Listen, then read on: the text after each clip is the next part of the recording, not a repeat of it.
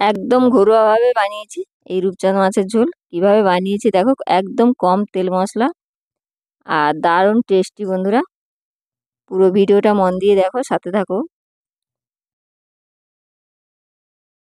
নমস্কার বন্ধুরা, মিনা ব্লগ এবং রান্নাতে তোমাদের সবাইকে স্বাগত। আজ আমি তোমাদের দেখাবো, দেখো একটা রূপচাঁদ মাছ ধরেছি।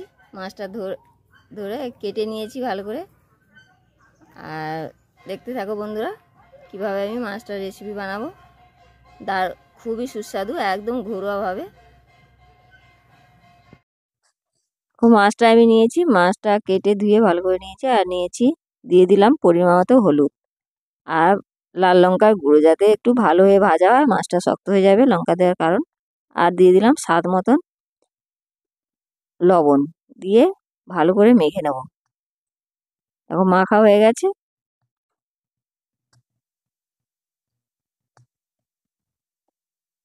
মেখে নিয়েছি আমি ভালো করে। আর এদিকে কড়াইতে তেল বসিয়েছি, তেল গরম হয়ে গেছে। তেলের মধ্যে আমি এক করে সব মাছগুলো দিয়ে উল্টে পাল্টে ভেজে নেব।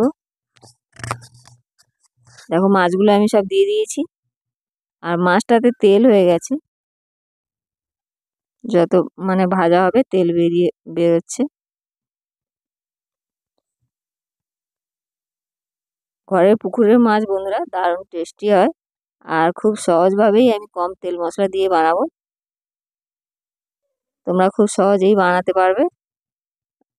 আর একবার এভাবে বানিয়ে খেয়ে দেখো বন্ধুরা, কমেন্ট করতে ভুলো না কেমন হয়েছে।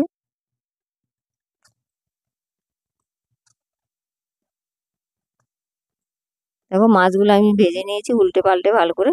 আর মাছগুলো আমি তুলে নেব।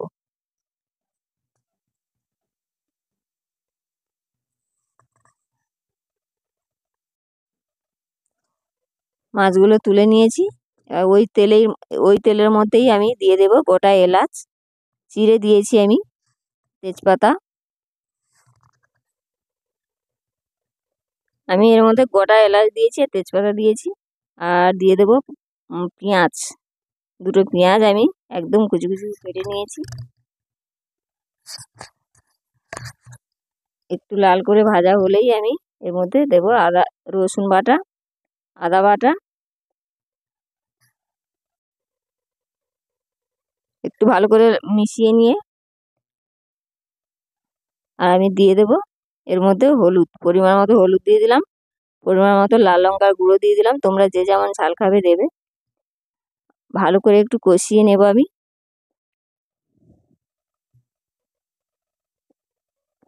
ভালো করে কষানো হয়ে গেলেই আমি আলু সেদ্ধ করে রেখেছি, সেদ্ধ করে রাখা আলু দিয়ে দেবো। পরিমাণ দেখো লবণ দিয়ে দিলাম স্বাদ মতো।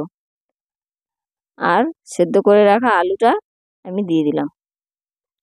তোমরা চাইলে এই আলুটা একটু তেলে ভেজেও নিতে পারো, আমি না ভেজেই দিলাম। একটু ভালো করে আমি কষিয়ে নিলাম। দেখো একদম ভালো কষানো হয়ে গেছে, কেমন কষিয়েছি।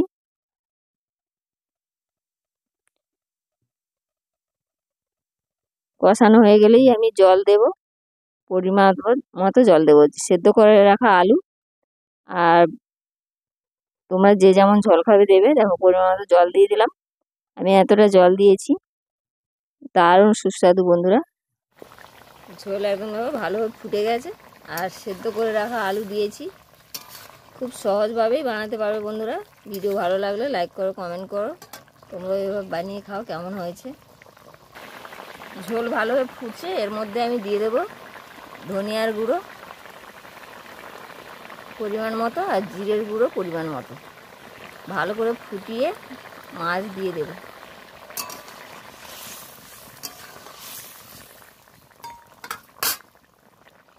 একদম ঘরোয়া রান্না। দুটো কাঁচা লঙ্কা চিড়ে দিয়ে দিলাম আর মাছগুলো দিয়ে দেব।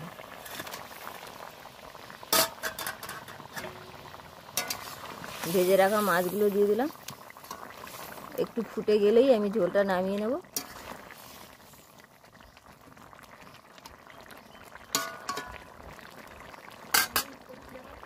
ঝোল আমার একদম রেডি, নামিয়ে নিয়েছি। এবার ঢেলে নেব।